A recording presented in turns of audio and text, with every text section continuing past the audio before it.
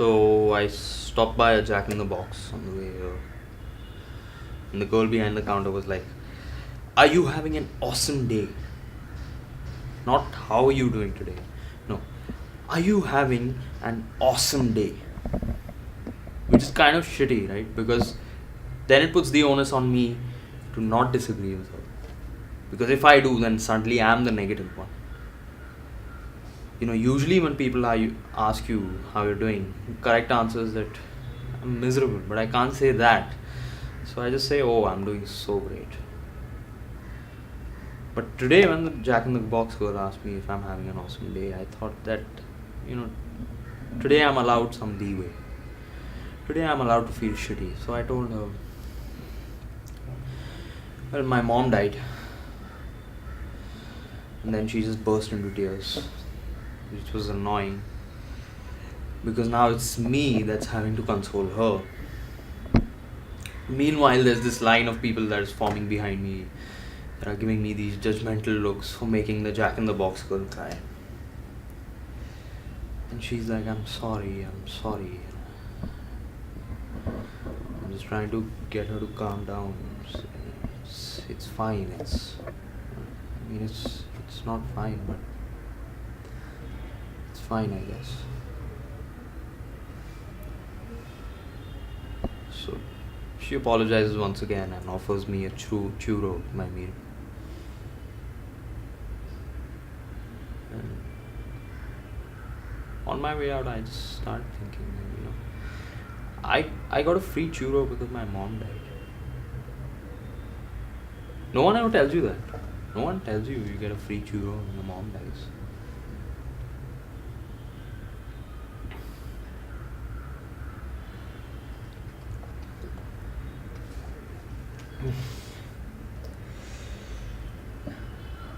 Alright, so I'd like to start with a story. When I was a teenager, I wanted to perform my comedy routine for my high school talent show. And there was this really cool jacket that I'd sought out that I thought would make me look like Tom Cruise from Top Gun. So for months I saved up for this jacket. But then when I finally had enough, I went to the store and they had just ran out. They had just sold the last piece to someone else. So I went back home and I told my mother. And she said, let that be a lesson. That's the good that comes from wanting things. She was really good at dispensing life advice that circled back to everything being my fault. But then on the day of the talent show, she had a surprise for me. She had bought me that jacket. And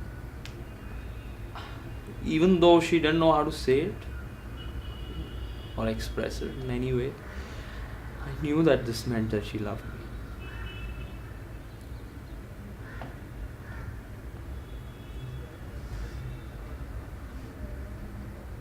Now, that's a good story about my mother, right? It's not true. None of it is true. I had taken it from an episode of Maude that I had seen when I was a kid. The one she's talking about her father. I remember watching that thinking, that's the kind of story I want to tell about my parents when they die. But in all honesty, I don't have any such stories to tell. Everything that I know about being good, I learned from TV. And in TV, flawed characters are constantly showing each other that they care by making these big, surprising gestures.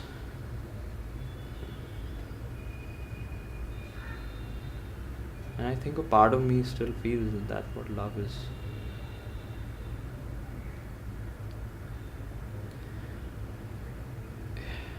But in real life, the grand gesture isn't enough. You have to be consistent, you have to be dependably good, you have to be there every single day of the week. That's just so hard.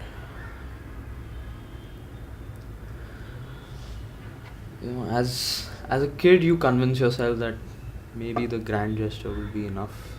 That even though your parents aren't what you need them to be, again and again and again, but one day maybe they might surprise you with something wonderful.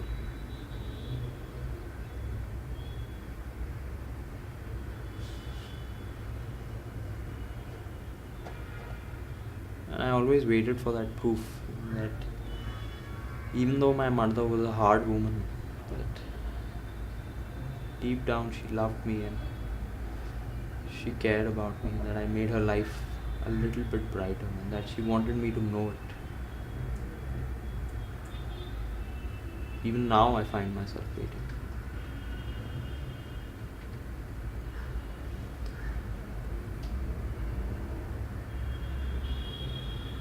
I lost my father when I was 12. My darling mother gave the eulogy, and you know, throughout my life, I never heard her say a kind word to or about him.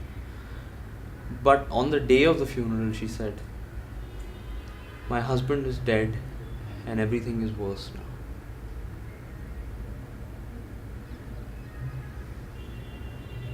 My husband is dead and everything is worse now. I didn't know what to make of that. Yeah. Maybe she felt that that's the appropriate thing to say at a funeral. Maybe she hoped that one day someone would say that about her. I don't know why she said.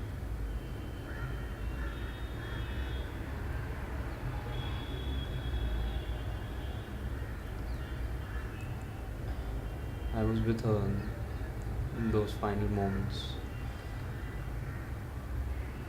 full of nonsensical screams and cries.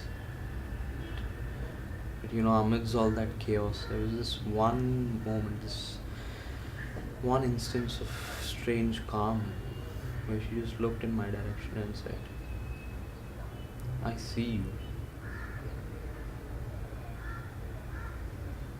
Not a statement of judgment or disappointment, just acceptance and the simple acknowledgement of another person in the room.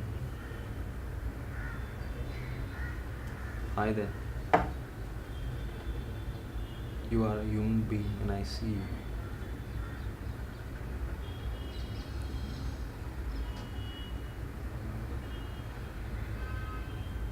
Suddenly you realize that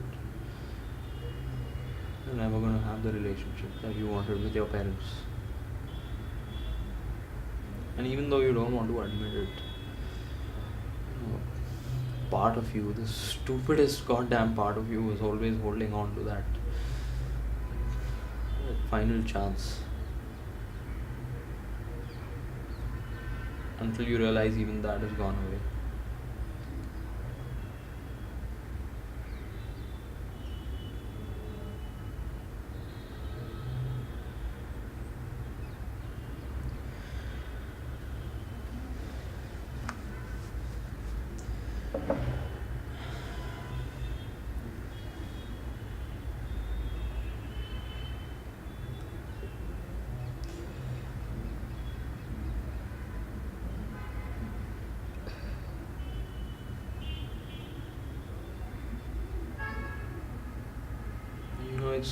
It's good to know that I'm alone, that I don't have anyone looking out for me, that I never did and I never will.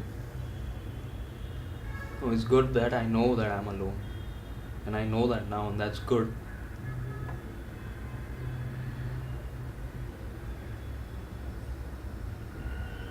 Now I will never have a mother that looks across me from the room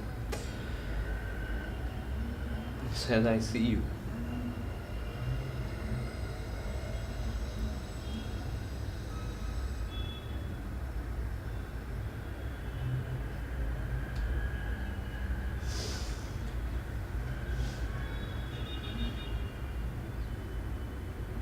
My mother is dead and everything is worse.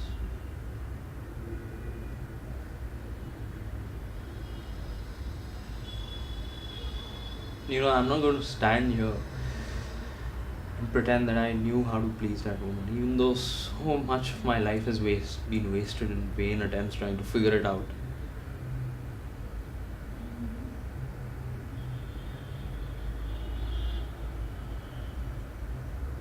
I have no idea what she wants.